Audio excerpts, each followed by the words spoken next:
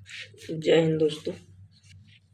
ये जो है आपके नॉलेज के लिए प्लस मोस्ट इम्पोर्टेंट क्वेश्चन आपकी बोर्ड एग्जाम के लिए, क्योंकि आपका बोर्ड एग्जाम जो है बहुविकल्पी प्रश्न आजकल 20 बहुविकल्पी प्रश्न आपसे पूछेगा, जो आपके लिए काफ़ी ज़्यादा हेल्पफुल और इम्पोर्टेंट होंगे। ठीक है, तो ये क्वेश्चन जितने बता रहा हूँ ये सब क्वेश्चन आपके लिए काफ़ी ज़्यादा इम्पोर्टेंट है, इसको ध्यानपूर्वक आप पढ़िएगा। कह रहा है जब लिटमस पेपर को विलयन में न तो अम्लीय होता है, मतलब जो उसका विलयन होगा ना अम्लीय होगा और न ही क्षारकीय होगा, तब उसमें कौन सा रंग होता है।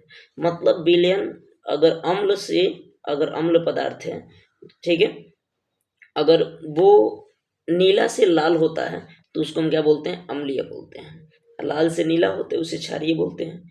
लेकिन ऐसे कोई प्रकृति इसमें नहीं है तो उसमें हम क्या बोलेंगे, वो जो ना अम्ल होगा ना क्षारीय होगा तो किस प्रकृति किस रंग का दिखाई देगा, तो बैगनी रंग का दिखाई देगा। किस रंग का दिखाई देगा, बैगनी रंग का। क्वेश्चन का पहला का ये आंसर है। दूसरा है विलयन में किस आयन के निर्माण के कारण पदार्थ की प्रकृति जो होगी, किस आयन के निर्माण के कारण पदार्थ की प्रकृति अम्लीय होती है। OH आयन से क्षारीय हो जाएगी, OH आयन से क्या हो जाएगी, क्षारीय हो जाएगी। इससे भी आपकी मूलक की काम करेगा ये जो होगा आपका करेक्ट आंसर होगा H आयन। क्या होगा, H आयन। जो तीसरा क्वेश्चन है आपका कह रहा है अम्ल तथा क्षारक, क्षारक कहिए क्षार कहिए कि अभिक्रिया के बाद लवण तथा जल प्राप्त होता है। ठीक है, और कह रहा होता है इस अभिक्रिया को कहते हैं उदासीनीकरण। स्पष्ट बात, क्या कहते हैं, उदासीनीकरण कहते हैं। क्या कहते हैं, उदासीनीकरण। अगला क्वेश्चन है आपका शुद्ध जल का pH मान होगा 0.714, तो ये 7 होगा। क्या होगा, 7 होगा। उसके आगे वाला जो आपका क्वेश्चन है वो क्वेश्चन है चौथा, शुद्ध जल का pH। पांचवा क्वेश्चन है HCl के जलीय विलयन में उपस्थित होता है। HCl को अगर हम जल के साथ घोलते हैं तब क्या होता है, तो ये आपका H3+ और हाइड्रोनियम आयन और मतलब क्लोराइड आयन प्राप्त होता है। ये कैसे होता है, जब हम HCl में H2O मतलब H2O में HCl को डालते हैं तो इसमें से एक H यहाँ आकर जुड़ जाता था, क्या है, H3 आयन हो जाता है, यानी हाइड्रोनियम आयन। और यहाँ पे क्या है, H3O आयन, हाइड्रोनियम आयन हो गया और यहाँ पे क्लोराइड आयन का काम करने लगता है। ठीक है, तो इसलिए इसका ऑप्शन का मतलब पहला सही होगा। ठीक है, दूसरा कह रहे हैं हमारे उदर में कौन सा अम्ल उत्पन्न होता है।